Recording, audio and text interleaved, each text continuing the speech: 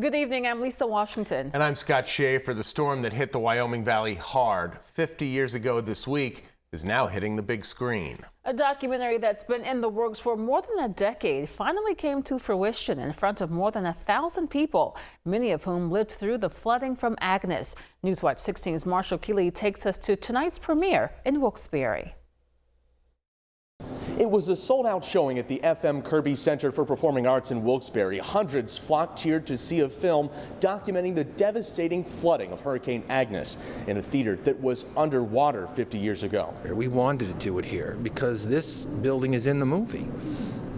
Where we're standing right now, we would have been under 12 feet of water 50 years ago today at this time. A theater once filled with water, filled with people, ready to mark the somber anniversary. Executive producer and narrator Alan K. Stout wanted to complete an Agnes documentary for the 40th anniversary.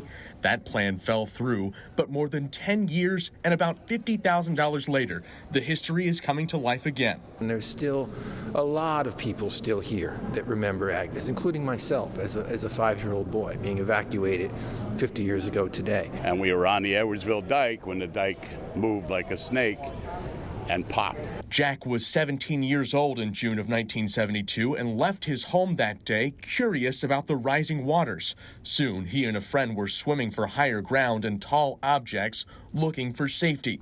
They were later rescued by some boats. We saw things that were pretty crazy, you know, people leaving, people tying their dogs up. You'd hear the dogs barking, and then all of a sudden you wouldn't hear the dogs bark. The film's director wasn't alive to see the flooding, but felt compelled to share the impactful stories with a new generation. From someone who didn't experience it, seeing what I saw when I was making the film was just breathtaking. You couldn't imagine that something so horrific happened in this area. After the house lights dropped and the credits rolled, Agnes began. The film shows not only the destruction and heartache, but the Wyoming Valley's triumphant recovery. As separate as we may seem from each other, if something like this were to happen again, it's great to see that people will just help out their neighbor and just come together to rebuild. I hope they feel a sense of pride. I hope they feel very, very proud of what their grandparents and their parents did. Some of the people who lived through the flooding say the documentary brings back memories of those difficult days, but also of the resilience and bravery of the people of the Wyoming Valley 50 years ago.